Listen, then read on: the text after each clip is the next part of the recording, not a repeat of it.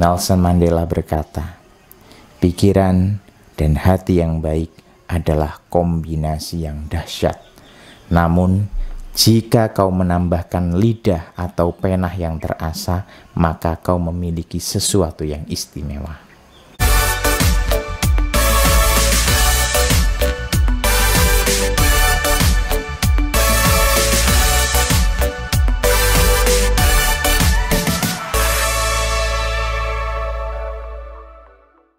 Teman-teman sekalian, lalu bagaimanakah caranya agar kita bisa menulis? Saya ngopi sebentar.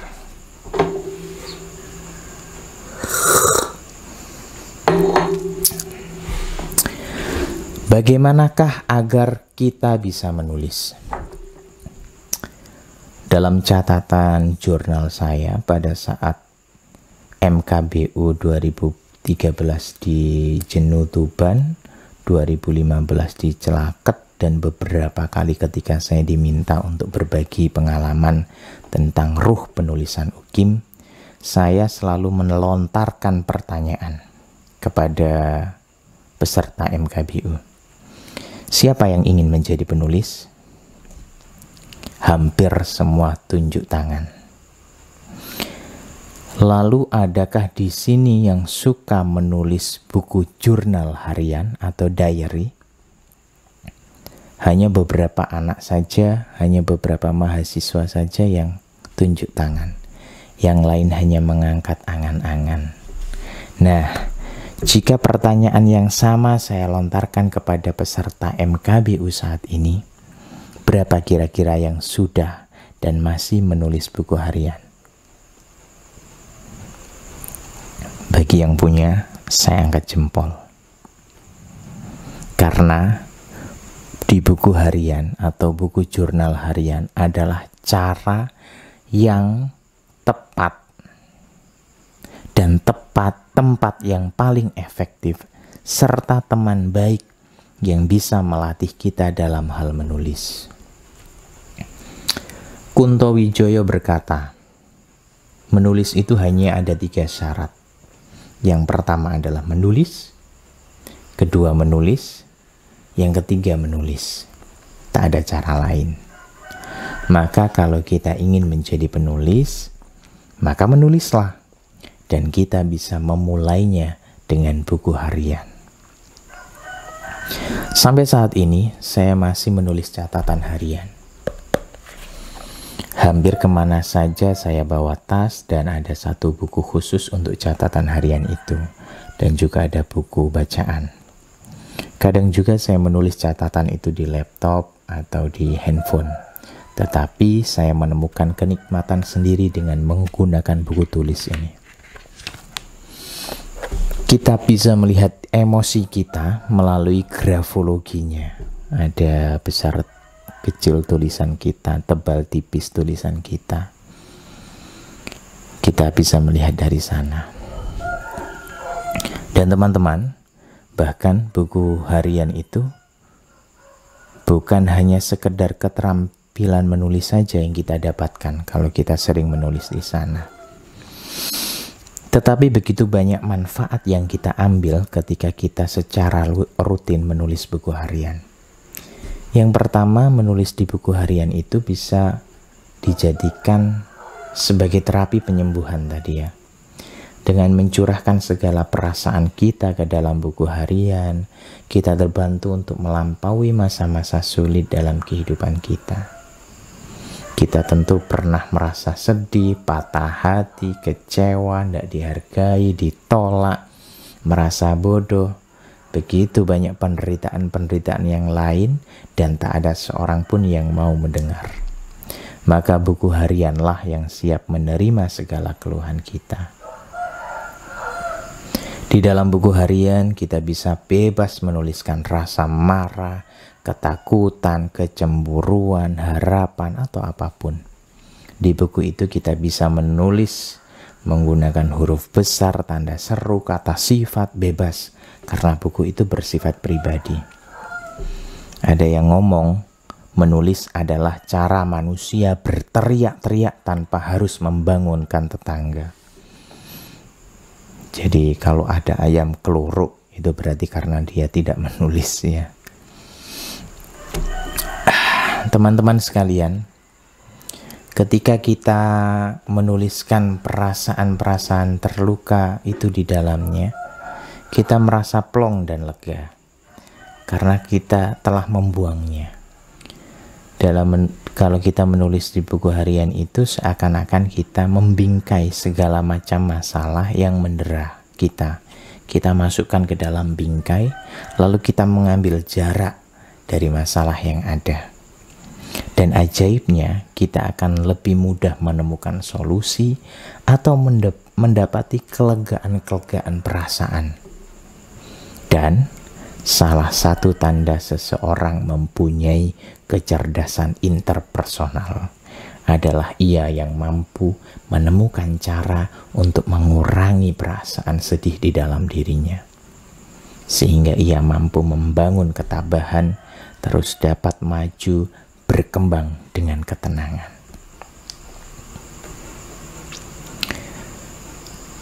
Saya pernah membaca artikel di internet, ada seorang guru yang bernama Erin Gruwel.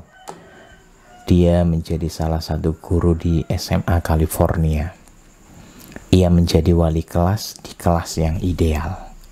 Muridnya nakal, bermasalah, akademisnya jeblok, narkoba, perkelahian, sampai catatan-catatan tindakan kriminal dari murid-muridnya. Lalu apa yang ia lakukan? Ia meminta setiap muridnya untuk menulis sebuah diary sederhana yang diisi saat sebelum pulang. Bebas, mereka bisa menulis apa saja asal tulis. Lalu hasilnya apa? Sungguh mencengangkan. Perlahan-lahan murid-muridnya sadar bahwa mereka telah menyia-nyiakan kehidupan mereka sendiri. Lalu mereka mulai menata diri, lebih optimis menghadapi kenyataan, menyongsong masa depan dengan penuh harapan. Ia menjadi terapi bagi perbaikan diri. Ia menjadi tempat untuk lebih mengenal diri. Di sana ia berusaha untuk meneliti setiap mili dari dirinya. Menulis bisa menggali bagian terdalam diri kita, baik pikiran maupun hati. Semakin sering kita menulis, semakin sering kita menggali, sesuatu yang berharga itu tersimpan di dalam. Bukankah mutiara terlebih dahulu harus ditemukan di lautan, intan berlian dari penggalian dari tanah bebatuan, dan begitu pula hal-hal yang berharga dari diri kita juga berada di dalam. Kita bisa menggalinya melalui menulis itu. Perjalanan terjauh yang pernah dilakukan manusia adalah perjalanan ke dalam dirinya. Maka galilah dirimu dengan menulis.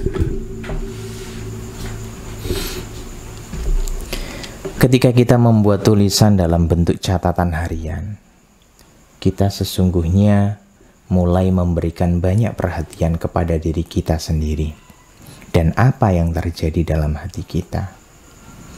Dari kegiatan yang jauh menukik ke dalam diri kita itulah hidup, gairah, makna kita berasal. Ada sebuah puisi. Orang melakukan perjalanan untuk bertanya-tanya tentang seberapa besar gunung itu, seberapa dahsyat ombak lautan itu, seberapa berlikunya sungai itu, seberapa luas lautan itu, dan seberapa indah gerakan bintang gemintang itu.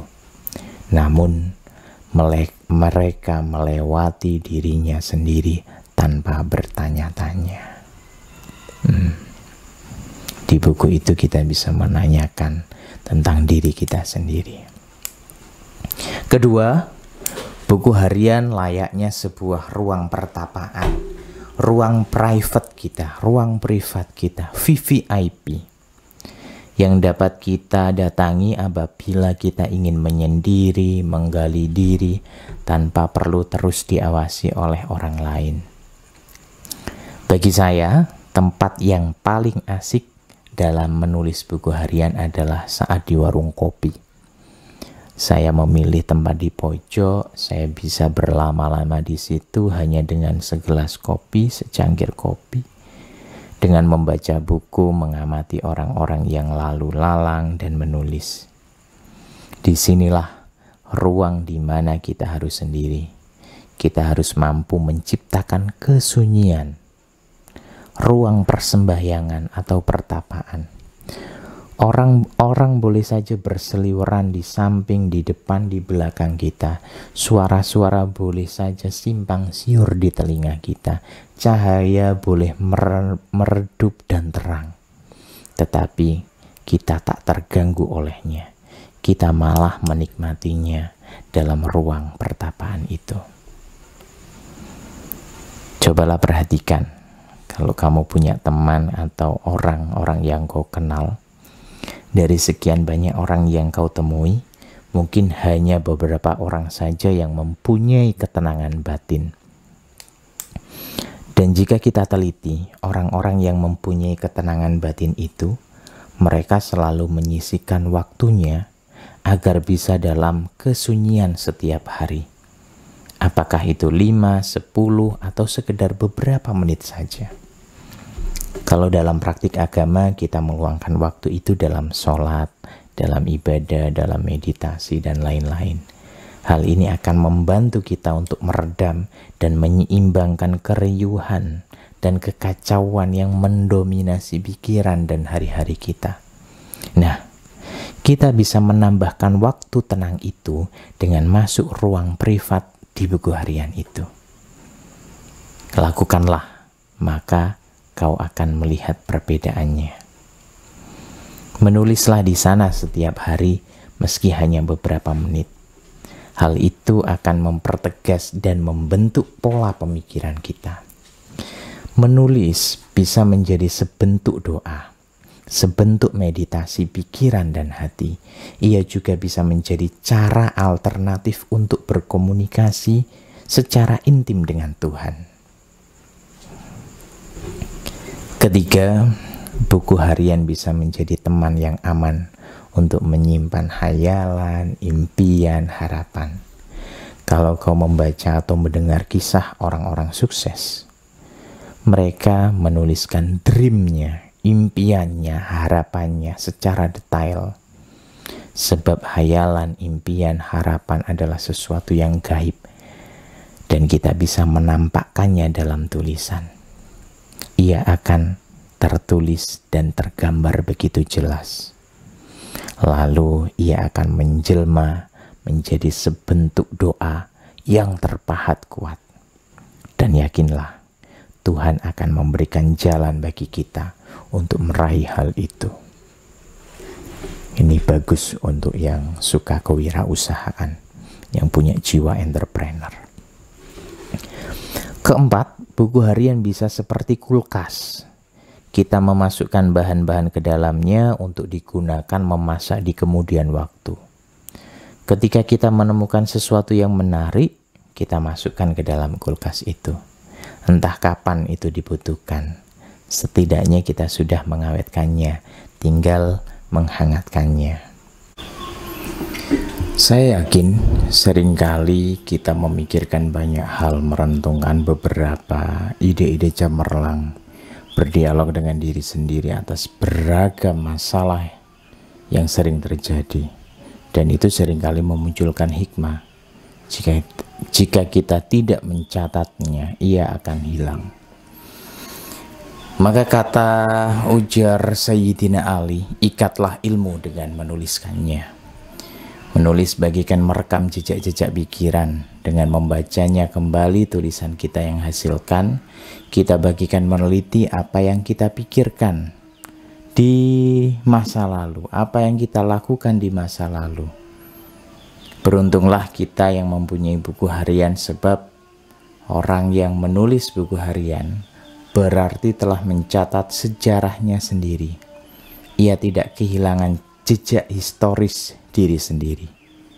Dengan catatan itu kita mengetahui apa yang telah kita lakukan, apa yang sedang kita lakukan, dan apa yang akan kita lakukan. Pada awalnya kita mencatat di buku harian, tetapi pada akhirnya catatan harianlah yang akan menulis kita. Kita adalah apa yang kita tulis. Untuk itu teman-teman, mari kita semua untuk menulis.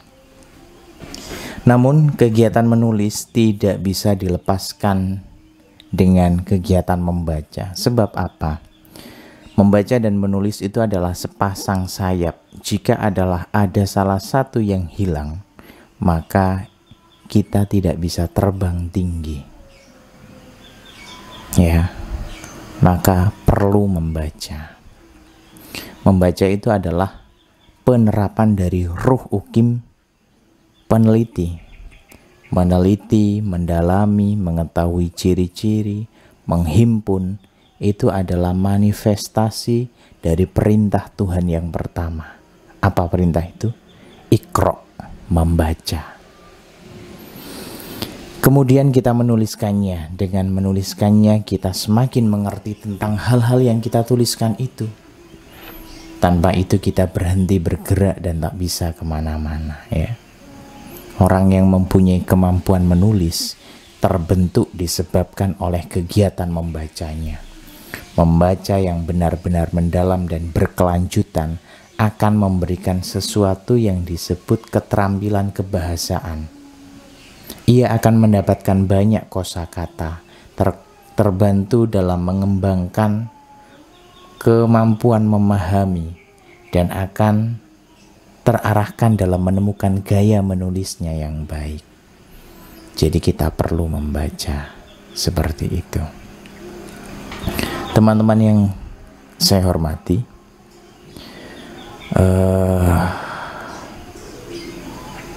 mari kita mulai menulis di buku harian. Tulis sejarahmu sendiri. Di sana kita bisa menerapkan apa yang diajarkan oleh buku ini.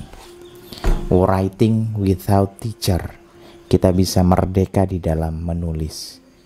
Free writing adalah suatu gaya menulis yang bukan bergaya formal. Menulis bebas adalah bentuk latihan yang bisa yang dapat membantu orang untuk membiasakan dirinya untuk menulis secara nyaman. Dalam latihan ini kita disarankan untuk menuangkan apapun yang kita pikirkan, bahkan menuliskan ketidakmampuan kita di dalam menulis. Misalnya, aduh aku bingung mau nulis apa, ya tulis itu saja. Ketika kita diminta menulis apapun yang terpikirkan selama 10 menit dan buntu misalnya, maka kita bisa menuliskan kebuntuan itu. Menulis saja, luapkan saja. Kita tidak terlalu memikirkan masalah tata bahasa, ejaan, ataupun struktur kalimat ketika kita menulis. Kita juga harus bebas, berusaha untuk membebaskan diri kita. Terserah kepada kita untuk menulis apa saja yang kita inginkan. Yang penting kita merasa nyaman dan tidak ada tekanan yang kita rasakan ketika menulis. Ketika menulis bebas, kita mematikan terlebih dahulu otak kiri kita dan mengaktifkan otak kanan. Otak kiri kita yang terstruktur, kita matikan terlebih dahulu. Kita gunakan otak kanan yang penuh dengan imajinasi. Yuk, kita membawa buku catatan kemanapun kita berada untuk menuliskan hal-hal itu di buku harian kita. Kecil enggak apa-apa, ada buku harian yang separuh dari ini. Kalau memang kamu menyukai buku harian yang semacam ini, buku agenda, itu akan membantumu di dalam menulis. Karena sewaktu-waktu kita bisa merasakan flow. Flow itu perasaan menggebu. Ada ide yang tiba-tiba muncul. Kalau kita tidak segera menuliskannya, maka flow itu akan segera hilang. Maka mari kita menulis, kita mempunyai potensi pikiran dan hati yang baik. Nelson Mandela berkata, pikiran dan hati yang baik adalah kombinasi yang dahsyat. Namun, jika kau menambahkan lidah atau penah yang terasa, maka kau memiliki sesuatu yang istimewa. Untuk itu, mari kita asah hati, pikiran kita di UKIM ini. Salam literasi, UKIM Jaya. Saya Ahmad Sobirin mengucapkan terima kasih. Assalamualaikum warahmatullahi wabarakatuh.